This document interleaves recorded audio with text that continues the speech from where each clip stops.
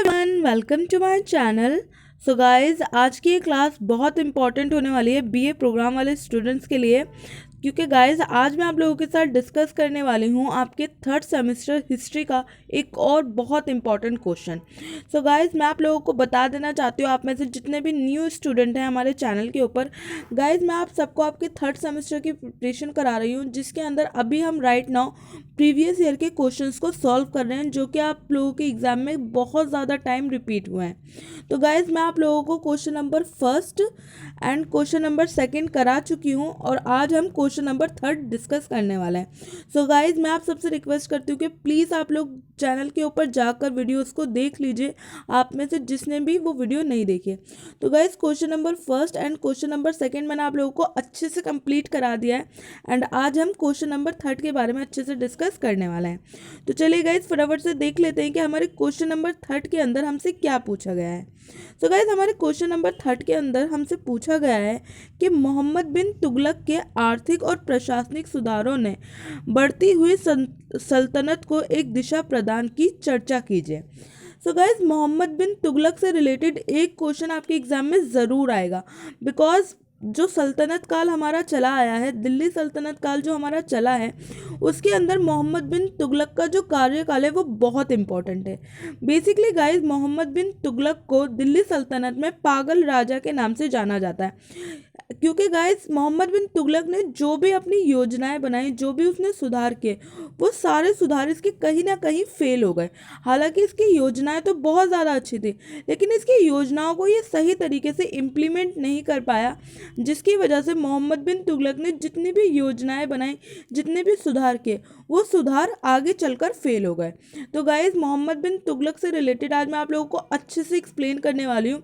तो चलिए फटाफट से वन बाय वन करके सारे इंपॉर्टेंट पॉइंट को डिस्कस करना शुरू करते हैं।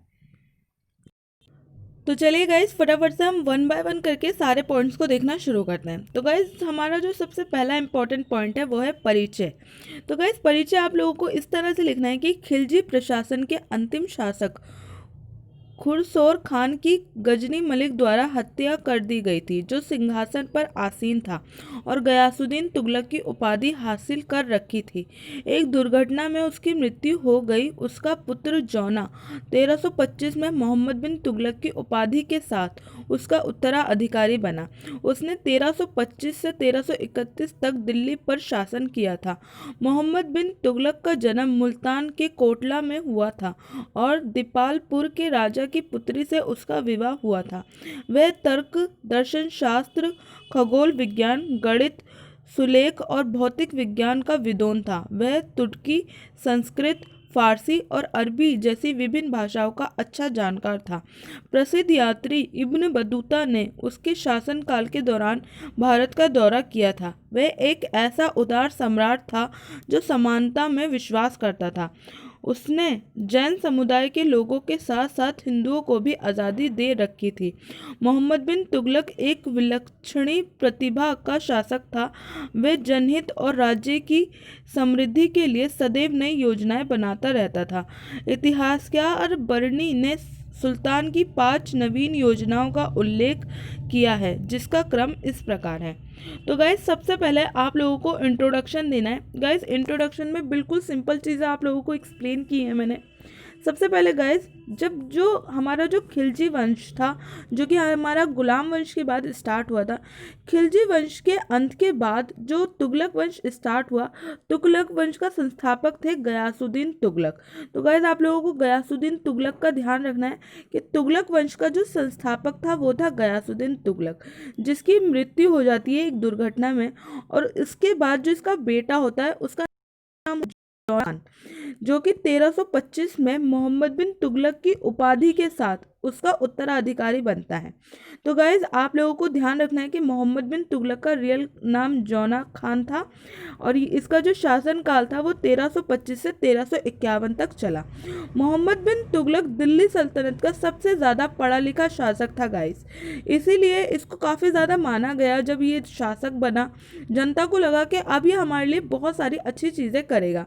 इसको काफ़ी सारी चीज़ों की अच्छी नॉलेज थी, जैसे कि दर्शन शास्त्र, खगोल विज्ञान, गणित, भौतिक विज्ञान, इस तरीके की। इसके अलावा गाइस ये समानता में बहुत ज़्यादा बिलीव रखता था।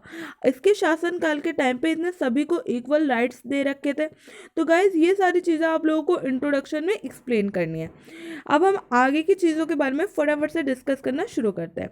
सो गाइस इतिहासकार बर्नी के अनुसार मोहम्मद बिन तुगलक की 5 नवीन योजनाएं हैं जिनके बारे में हमें पढ़ना है। तो गाइस सबसे पहले हम पढ़ने वाले हैं आर्थिक सुधार के बारे में, जिसमें सबसे पहला हमारा पॉइंट है दोआबा में राजस्व वृद्धि और दूसरा है सांकेतिक मुद्राओं का प्रचलन। तो चलिए गाइस फटाफट से हम देख लेते हैं वन बाय वन करके सारे पॉइंट्स को आगे के। इसके बाद गाइस जो हमारे प्रशासनिक सुधार है उसमें है राजधानी परिवर्तन, खुरासान का अभियान और कराचिल का अभियान। तो गाइज ये हमारे 3 प्रशासनिक सुधार हैं। तो गाइज इन 3 प्रशासनिक सुधारों के बारे में भी मैं आपको एक्सप्लेन करने वाली हूँ। तो चलिए गाइज फटाफट से वन बाय वन करके देखना शुरू करते हैं। सबसे पहले गाइज हम आर्थिक सुधारों को बारे में अच्छे से देख लेते हैं। तो हमारा सबसे पहला पॉइंट है दोआबा में राजस्व वृद्धि। अलाउद्दीन खिलजी के बाद मोहम्मद बिन तुगलक दिल्ली सल्तनत का दूसरा शासक था जिसने भू राजस्व पर ध्यान दिया। अलाउद्दीन खिलजी और मोहम्मद बिन तुगलक दोनों ने ही भूमि संबंधी नीतियों के विकास में सहायता की जो मुगलों के शासन काल में पूर्ण विकसित हुए। सर्वप्रथम मोहम्मद बिन तुगलक ने सूबों की आय व्यय का हिसाब रखने के लिए एक रजिस्टर तैयार कराया और सभी सूबेदारों को इस संबंध में अपने अपने सूबों के हिसाब भेजने का आदेश दिया। लगान वसूलने वाले कर्मचारियों के कार्यों के निरीक्षण के लिए शत अधिकारी नामक नए पद की नियुक्ति की गई जो 100 गांवों के लगान वसूलने वाले अधिकारियों के कार्यों पर नियंत्रण रखता था। मोहम्मद बिन तुगलक ने प्रसिद्ध सूफी शेख शिहाबुद्दीन को दीवान ए मुस्तखराज यानी कि लगान की बकाया राशि वसूल करने वाले के रूप में नियुक्त किया। मोहम्मद बिन तुगलक के राजस्व संबंधी सबसे महत्वपूर्ण कार्य था दोआबा में कर वृद्धि करना। दोआबा उपजाऊ प्रदेश था, इसलिए सुल्तान ने आर्थिक आवश्यकताओं की पूर्ति के लिए इस क्षेत्र में कर वृद्धि की योजना बनाई। प्रचलित लगान में 1/10 से 1/20 तक की वृद्धि की गई।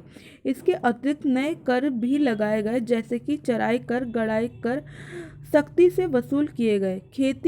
खेत की उपज का आकलन वास्तविक उपज के आधार पर नहीं बल्कि मानक उपज के आधार पर किया जाता था। इसके अतिरिक्त राज्य के हिस्से को नकद में रूपांतरित करते समय वास्तविक मूल्य को नहीं बल्कि सरकार द्वारा निश्चित दरों को ध्यान में रखा जाता था। दुर्भाग्य से दोआबा में कर वृद्धि के समय ही वहां अकाल पड़ गया। ये अकाल लगभग 1334 से 1335 ई के आसपास प्रारंभ हुआ जो लगभग 7 वर्ष तक चला। ऐसी स्थिति में कर वृद्धि और सुल्तान के कृषि संबंधी सुधार कृषकों पर अत्यधिक बोझ बन गए। किसानों की स्थिति दयनीय हो गई। भू राजस्व अधिकारियों ने निश्चित राशि को निर्दयता से वसूल करने का प्रयत्न किया। इस अत्याचार से घबराकर किसानों ने अपनी खरीफ फसल में आग लगा दी और खेती करना छोड़ दिया। शक्तिशाली जमींदारों ने लगान देने से इनकार कर दिया। किसानों ने राजस्व अधिकारियों और सैनिकों की हत्या कर दी। इस प्रकार पूरे दोआबा क्षेत्र में विद्रोह फैल गया। सुल्तान ने बड़ी कठोरता से इस विद्रोह को दबा दिया। बर्नी के अनुसार हजारों व्यक्ति मारे गए और जब उन्हें बचाने का प्रयास किया गया तब सुल्तान ने विभिन्न स्थानों पर आक्रमण किया और जंगली जानवरों के भांति उनका शिकार किया और इस तरह ये योजना विफल हो गई। सो गाइस जो हमारा सबसे पहला पॉइंट है जिसके बारे में अभी मैंने आप लोगों को पूरा एक्सप्लेन किया, तो गाइस दोआबा में कर वृद्धि।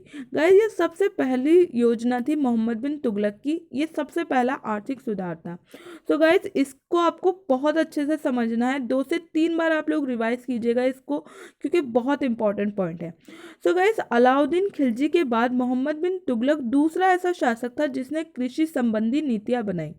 हालांकि इसकी जो कृषि संबंधी नीति नीति थी ये थी तो बहुत अच्छी, लेकिन गाइज इसके अंदर बहुत सारी प्रॉब्लम्स थी जो कि मैंने आप लोगों को अभी एक्सप्लेन की। सबसे पहले मोहम्मद बिन तुगलक ने क्या किया, उसने जो भी सूबेदारों को सूबे दे रखे थे उनका हिसाब किताब रखना शुरू किया और सूबेदारों से उनके सूबों का हिसाब मांगा ताकि कोई भी हेर फेर ना की जा सके। इसके लिए उसने एक नए पद की भी नियुक्ति की। गाइज आपको ये नाम ध्यान रखना है, इम्पॉर्टेंट है। इसके बाद गाइज जब उसने ये सोचा कि वो किस तरीके से अपनी जो सल्तनत है उसकी जो आर्थिक ज़रूरतें हैं उनको कैसे पूरा कर सकता है, तब उसने दोआबा में कर वृद्धि की जो ये योजना है ये अपनाई। गाइज दोआबा एक बहुत ज़्यादा उपजाऊ प्रदेश था, तो सुल्तान को लगा, यानी कि मोहम्मद बिन तुगलक को लगा कि वहाँ से कर की वृद्धि अच्छे से की जा सकती है, वहाँ से अच्छा कर मिल सकता है। लेकिन गाइज हुआ ये कि उसी टाइम पे वहाँ पे अकाल पड़ गया और इस अकाल में जो लोगों की फसलें थी वो ख़राब हो गई, सूखा पड़ गया वहाँ पे। तो गाइज इस वजह से जो ये कर वृद्धि की योजना थी ये सफल नहीं हो पाई, क्योंकि जब अकाल पड़ गया तो लोग कर कहाँ से देते हैं। लेकिन फिर भी लोगों से ज़बरदस्ती कर वसूला गया, जिसकी वजह से इस पूरे प्रदेश में बहुत ज़्यादा दंगे फैल गए, बहुत ज़्यादा अराजकता फैल गई और इसकी वजह से ये पूरा प्रदेश जो कि एक समय पे बहुत ज़्यादा उपजाऊ प्रदेश था पूरी तरीके से बर्बाद हो गया। और इसी तरह से मोहम्मद बिन तुगलक की ये योजना यानी कि दोआबा में कर वृद्धि की योजना फेल हो गई। सो गाइज ये पहला पॉइंट था, बहुत इंपॉर्टेंट पॉइंट है गाइज, इससे रिलेटेड क्वेश्चन एग्जाम में कई बार रिपीट हुआ है, तो गाइज आप लोग इस पॉइंट को ध्यान रखिएगा। चलिए गाइज हम फटाफट से अब हम नेक्स्ट पॉइंट के बारे में डिस्कस कर लेते हैं। गाइज हमारा नेक्स्ट पॉइंट है सांकेतिक मुद्राओं का प्रचलन। सल्तनत की दूसरी योजना सांकेतिक मुद्राओं को जारी करना था। इल्तुमिश के बाद मोहम्मद बिन तुगलक दिल्ली सल्तनत का दूसरा शासक था जिसने मुद्रा व्यवस्था में उल्लेखनीय परिवर्तन किए थे। उसने विभिन्न प्रकार के सिक्के जारी किए, दोकानी नामक एक नए सिक्के और दिनार नामक स्वर्ण मुद्राएं चलवाई। मोहम्मद बिन तुगलक ने चांदी का 140 ग्रेन का टका या आदिल भी चलवाया था। सोने के सिक्के में सोने की मात्रा 175 ग्रेन से बढ़ाकर 200 ग्रेन तक कर दी गई थी। उसने सिक्कों पर कलमा खुदवाना बंद कर दिया था। मुद्रा व्यवस्था में मोहम्मद बिन तुगलक की सबसे महत्वपूर्ण कार्य सांकेतिक मुद्राओं का प्रचलन था। उस समय चांदी का सिक्का टका और तांबे का सिक्का जीतल कहलाता था। मोहम्मद बिन तुगलक ने प्रतीक मुद्रा के रूप में चांदी के सिक्के के स्थान पर कांसे का सिक्का प्रचलित किया। प्रतीक मुद्रा अरबी और फारसी दोनों भाषाओं में लेख था। बरनी के अनुसार सुल्तान विदेशी राज्यों को जीतना चाहता था जिसके लिए धन की आवश्यकता थी। साथ ही सुल्तान की उदारता और अव्ययता से खजाना खाली था। अंततः उसे सांकेतिक मुद्राएं चलवानी पड़ी। नेल्सन राइट के अनुसार सांकेतिक मुद्रा प्रचलित कराने का एक और कारण ये था कि 14वीं शताब्दी में संपूर्ण विश्व में चांदी की कमी हो गई थी। लेकिन उसकी ये योजना भी असफल रही क्योंकि उसके समय में सिक्के बनाने की कला साधारण थी। सांकेतिक मुद्राओं में कोई पेचीदगी डिज़ाइन नहीं था और न ही कोई सरकारी नियंत्रण सरकारी टकसाल थी। हर दुकान पर टकसाल का काम होता था। कहीं भी धातु देकर सिक्का बनवाया जा सकता था, जिसके कारण विदेशी व्यापारियों ने भारत में अपना माल लाना बंद कर दिया, जिससे यातायात को बाहरी क्षति हुई। अंत में निराश होकर सुल्तान ने सांकेतिक मुद्राएं बंद कर दी और सभी तांबे के सिक्के सोने और चांदी के सिक्कों में बदलने का निश्चय किया। इससे खजाने को बहुत क्षति पहुंची। साथ ही अफसरों ने सुल्तान को बदनाम करने के लिए प्रचार शुरू कर दिया। बरनी के अनुसार प्रत्येक हिंदू का घर टकसाल बन गया था। जनता ने चांदी जमा करना प्रारंभ कर दिया था और प्रत्येक खरीदार प्रति मुद्रा बनाने लगा था। सो गाइज सेकंड जो योजना थी वो थी सांकेतिक मुद्राओं को चलाना। तो गाइज यहाँ पे मैंने आप लोगों को बहुत सारे पॉइंट मेंशन किए एंड ये सारे पॉइंट आपको ध्यान रखने हैं। सो गाइज हुआ ये था कि सबसे पहले दिल्ली सल्तनत के अंदर इल्तुमिश ने मुद्राएं चलवाई थी। उसके बाद मोहम्मद बिन तुगलक ने मुद्राओं से रिलेटेड यानी कि जो करेंसी है उससे रिलेटेड कुछ इंपॉर्टेंट काम किए। मोहम्मद बिन तुगलक ने बहुत सारी मुद्राएं चलवाई, जैसे कि सोने की, परिचय। तो गाइज आप लोग हो सके तो इन सबका नाम ध्यान रखिएगा। इसके अलावा गाइज जो उसका सबसे महत्वपूर्ण कार्य था वो था सांकेतिक मुद्राओं को चलवाना। गाइज सांकेतिक मुद्राएं मोहम्मद बिन तुगलक ने क्यों चलवाई थी, इससे रिलेटेड अलग अलग इतिहास अलग अलग चीज़ें बोलते हैं, लेकिन उसका सांकेतिक मुद्राओं को चलवाना ये बहुत इंपॉर्टेंट कार्य था। उसने दो टाइप के सिक्के चलवाए थे, जिसमें से चांदी के सिक्के को टका कहा जाता था और तांबे के सिक्के को जीतल। इसके बाद गाइज उसने कांसे का सिक्का चलवाया और इसके ऊपर जो लेख लिखा होता था वो फारसी और अरबी दोनों भाषा में लिखा होता था। तो गाइज मोहम्मद बिन तुगलक ने जो सांकेतिक मुद्राएं चलवाई थी वो क्यों चलवाई थी, इससे रिलेटेड गाइज ये दो व्यू पॉइंट आपको ज़रूर ध्यान रखने बहुत इंपॉर्टेंट है। तो गाइज सबसे पहले बरनी के अनुसार सुल्तान विदेशी राज्यों को जीतना चाहता था, जिसके लिए उसे धन की आवश्यकता थी।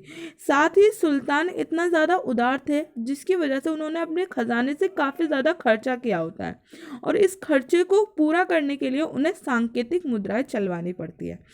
उसके बाद गाइस हमारे सेकंड जो इतिहासकार हैं वो कहते हैं कि अगर एक और कारण ये था सांकेतिक मुद्राओं को चलवाने का कि उस टाइम पे, यानी कि जिस टाइम की हम बात कर रहे हैं 14वीं शताब्दी की, उस टाइम पे पूरे विश्व में चांदी की कमी हो गई थी। इसलिए मोहम्मद बिन तुगलक को भी चांदी की कमी से बचने के लिए सांकेतिक मुद्राएं चलवानी पड़ी कांसे की।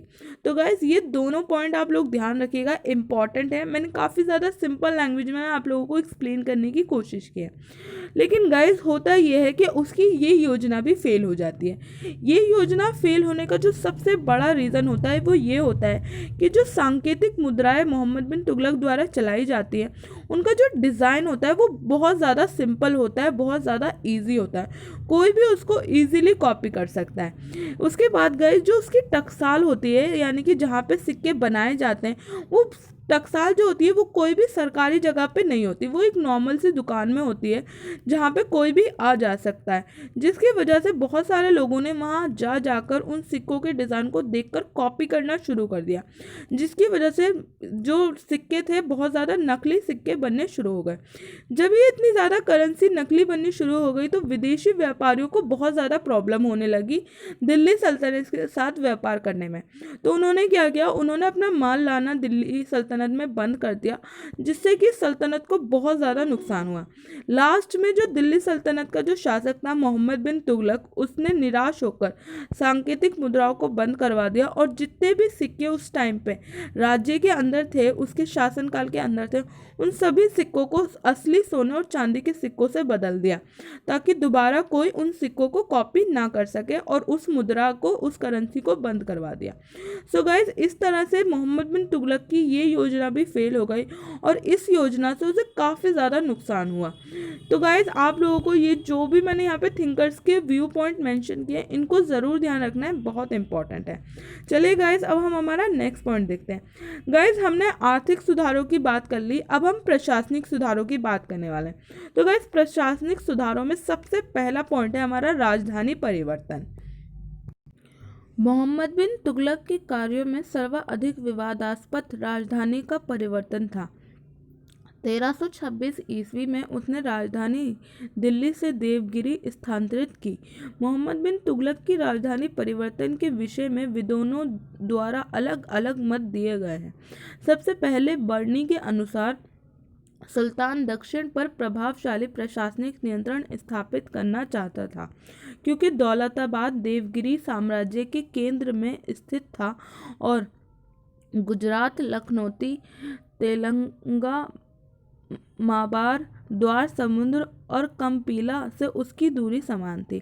इसके अतिरिक्त बरनी के अनुसार नई राजधानी को साम्राज्य के केंद्र में स्थित होने के कारण चुना गया था। प्रोफेसर हबीबुल्लाह ने लिखा है कि वह दक्षिण भारत में मुस्लिम संस्कृति के विकास और दक्षिण की समानता और शासन की सुविधाओं की दृष्टि से देवगिरी को राजधानी बनाना चाहता था। डॉक्टर मेहंदी हुसैन के अनुसार वह दौलताबाद को मुस्लिम संस्कृति का केंद्र बनाने के लिए उसे अपनी राजधानी बनाना चाहता था। राजधानी स्थानांतरण से ऐसा प्रतीत होता है कि सुल्तान देवगिरी को अपनी दूसरी राजधानी बनाना चाहता था, जिससे वह बेहतर तरीके से दक्षिण भारत पर नियंत्रण स्थापित कर सके। देवगिरी का नाम बदलकर दौलताबाद रख दिया गया था।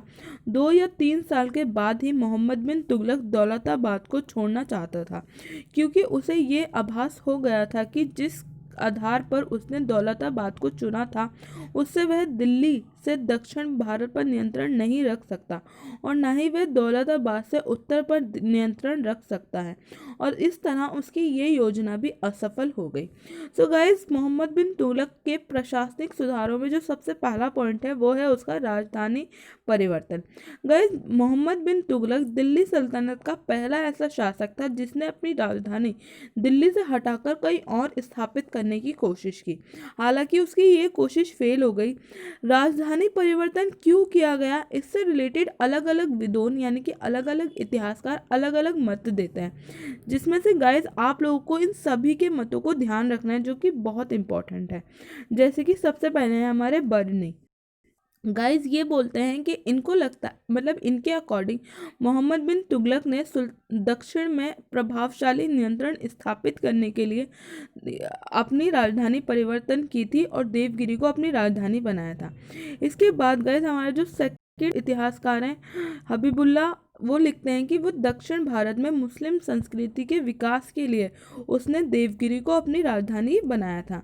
इसके बाद गाइस इसी तरह से और भी इतिहासकार हैं जो कि अपने अपने व्यू पॉइंट यहाँ पे रखते हैं, लेकिन गाइस जो सबसे ज़्यादा सटीक व्यू पॉइंट पता चलता है हमें इतिहास से, वो ये है कि मोहम्मद बिन तुगलक ने जो अपनी राजधानी परिवर्तन की थी, उसका जो सबसे बड़ा कारण था वो ये था कि वह दक्षिण में अपना नियंत्रण स्थापित करना चाहता था, यानी कि दिल्ली सल्तनत को दक्षिण तक फैलाना चाहता था।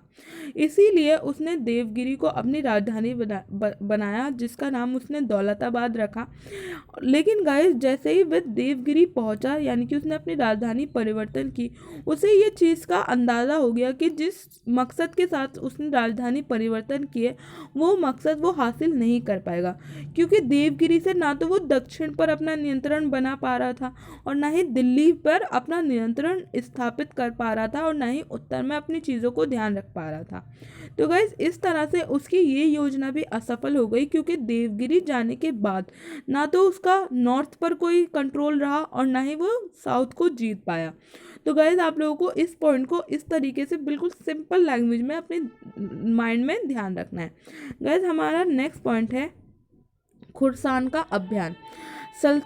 सुल्तान का व्यापक जीत का एक सपना था।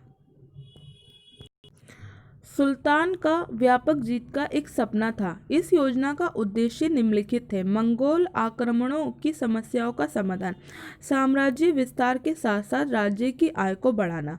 तो गाइस खुरसान का अभियान जो मोहम्मद बिन तुगलक था उसके लिए क्यों ज़रूरी था, तो गाइस ये 2 पॉइंट की वजह से उसके लिए ये ज़रूरी था, और दूसरा वो एक बड़ी जीत को हासिल करना चाहता था। तो चलिए गाइस फटाफट से हम देखते हैं कि उसकी इस योजना में क्या हुआ। इस अभियान के लिए सुल्तान ने 1 लाख से अधिक सैनिकों की भर्ती कराई, उन्हें प्रशिक्षण दिया तथा 1 साल का अग्रिम वेतन सैनिकों को दिया। इस दौरान खुरसान में राजनीतिक परिस्थितियां बदल गईं। अंततः सुल्तान ने खुरसान अभियान की योजना को रद्द कर दिया और भर्ती किए गए सैनिकों को बर्खास्त कर दिया। तो सैनिकों ने विद्रोह कर दिया और इस तरह उसके इस अभियान में उसे निराशा हाथ लगी। सो गाइस खुरसान के अभियान में जाने के लिए मोहम्मद बिन तुगलक काफ़ी ज़्यादा खुश था, क्योंकि उसको लग रहा था कि अगर वो ये अभियान करेगा तो इससे वो मंगोलों की जो समस्या है, गाइस जब तक दिल्ली सल्तनत चलती है मंगोलों की समस्या हर उसको देखनी पड़ती है राजा को, यही सेम समस्या मोहम्मद बिन तुगलक को भी देखनी पड़ रही थी। तो गाइस उसने क्या सोचा कि वो खुरसान के अभियान में अगर जाता है तो इस तरीके से अगर वो खुरसान के अभियान को सफलतापूर्वक कर लेता है तो इससे वो मंगोल आक्रमण की समस्या को भी सॉल्व कर देगा, और साथ के साथ जो लूट लूटपाट वहाँ पे होगी, उससे उसकी जो साम्राज्य की जो आय है उसमें भी काफ़ी ज़्यादा वृद्धि होगी, क्योंकि गाइस सांकेतिक मुद्राओं की वजह से उसे काफ़ी ज़्यादा लॉस हुआ होता है, उसे काफ़ी ज़्यादा आर्थिक हानि हुई होती है। तो गाइस खुर्सान के अभियान के लिए मोहम्मद बिन तुगलक बहुत अच्छी तैयारी करता है। वो 1 लाख सैनिकों को इस अभियान के लिए तैयार करता है, उनको पहले से ही 1 साल का वेतन दे देता है, क्योंकि उसको लगता है कि ये अभियान लंबा चलने वाला है। लेकिन होता यह है कि गाइस जिस टाइम पे ये अभियान करने के बारे में मोहम्मद बिन तुगलक सोचता है, उस टाइम पे खुर्सान में जो राजनीतिक स्थिति है, परिस्थितियां हैं, वो बदल जाती हैं, जिसकी वजह से कुछ ना कुछ ऐसा हो जाता है जिससे कि उसे ये जो उसकी योजना है उसे रद्द करनी पड़ती है। अब जब योजना वो रद्द कर देता है तो जो 1 लाख सैनिक होते हैं उनको वो निकाल देता है, जिसकी वजह से सैनिक विद्रोह कर देते हैं।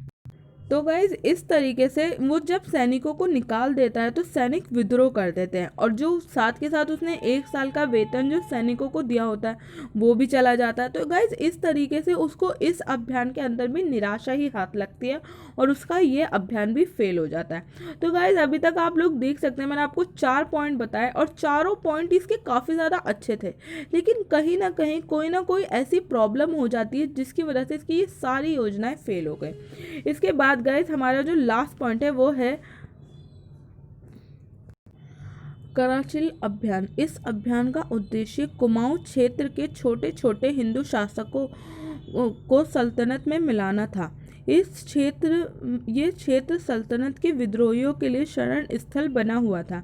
इसी उद्देश्य से प्रेरित होकर सुल्तान ने खुसरो मलिक के नेतृत्व में एक बड़ी सेना भेजी। प्रारंभिक सफलता के बाद खुसरो मलिक सुल्तान की आज्ञा के लिए बिना तिब्बत की ओर बढ़ गया, जहां रास्ता भटक जाने और स्थानीय आक्रमण के कारण संपूर्ण सेना नष्ट हो गई। तो गाइज आप लोग देख सकते हैं जो कराचिल का अभियान था उसमें क्या होता है, उसमें ये होता है कि जो एक क्षेत्र होता है दिल्ली सल्तनत के टाइम पे कुमाऊं क्षेत्र, वहाँ पे बहुत सारे छोटे छोटे हिंदू शासक होते हैं जो कि दिल्ली सल्तनत का विरोध कर रहे होते हैं। तो जो मोहम्मद बिन तुगलक है वो सोचता है कि क्यों ना इस क्षेत्र को अपने अधीन कर लिया जाए, जिससे कि उसकी शक्ति भी बहुत ज़्यादा बढ़ जाएगी और जो यहाँ पे जो उसके विद्रोही शरण लेते हैं वो वाली प्रॉब्लम भी सॉल्व हो जाएगी। लेकिन गाइस होता यह है कि ये जो प्लानिंग होती है इस अभियान के लिए मोहम्मद बिन तुगलक खुद नहीं जाता, वो अपने एक भरोसेमंद व्यक्ति को भेजता है जिसका नाम होता है खुसरो मलिक। तो गाइस वो खुसरो मलिक को कराचिल के अभियान पर भेजता है। खुसरो मलिक सफलता से अपना अभियान कर रहा होता है, लेकिन पता नहीं उसको क्या होता है, इतिहास में ये चीज़ नहीं बताई गई है। वो खुसरो मलिक जो होता है वो बिना आज्ञा लिए तिब्बत की ओर बढ़ जाता है। जब वो तिब्बत की ओर चलता है तो वो जब वापस आता है तो वो रास्ता भटक जाता है। अब रास्ता भटकने की वजह से वो तो खो जाता है, जिसकी वजह से जो सेना कुमाऊं क्षेत्र में लड़ रही होती है वो अस्त व्यस्त हो जाती है, और इस तरह से उसका ये अभियान भी फेल हो जाता है, क्योंकि जब सेना ही अस्त व्यस्त होकर नष्ट हो जाती है तो अभियान पूरा कैसे होता और जीतता कौन।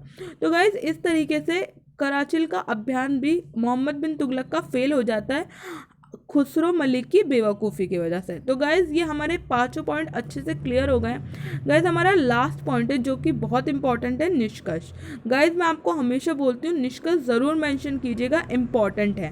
तो गाइज़ लास्ट में निष्कर्ष इस तरह से लिखना है आपको कि अंत में हम इस निष्कर्ष पर पहुँचते हैं कि सुल्तान की योजनाओं का उद्देश्य सही और दुर्गमी था, लेकिन योजनाओं को सही तरीके से लागू न करना, अधिकारियों व जनताओं के असहयोग व भ्रष्टाचार के कारण उद्देश्यों में अच्छी होते हुए भी असफल हो गए। इससे राज्य को आर्थिक हानि हुई तथा विभिन्न वर्गों में विद्रोह भी पनपा, जिससे दिल्ली सल्तनत का पतन को निर्मित कर दिया। सो गाइज इस तरीके से यह हमारा पूरा कंप्लीट आंसर फिनिश होता है। आई एम श्योर आपको सारी चीज़ें अच्छे से क्लियर हो गई होंगी गाइज। तो गाइज ये बहुत इंपॉर्टेंट क्वेश्चन है, प्लीज़ आप लोग इसको अच्छे से रिवाइज करिएगा, ये आप लोगों के एग्जाम में आने की बहुत ज़्यादा पॉसिबिलिटी है। गाइज ये जो क्वेश्चन मैं आपको सॉल्व करा रही हूँ उनको अच्छे से करिए, क्योंकि ये बहुत इंपॉर्टेंट है आप सभी के लिए। सो गाइज आज की इस क्लास में बस इतना ही। आई एम श्योर ये वीडियो आप लोगों के लिए हेल्पफुल रही होगी। तो अगर ये वीडियो आप लोगों को अच्छी लगी हो तो इस वीडियो को लाइक कीजिएगा, अपने दोस्तों के साथ शेयर कीजिएगा। एंड अगर आप लोग चैनल पर पहली बार आए तो चैनल को ज़रूर सब्सक्राइब कीजिएगा। सो गाइज आज के लिए बस इतना ही, मिलती हूँ मैं आप सबसे अपनी नेक्स्ट वीडियो में, तब तक के लिए थैंक यू सो मच।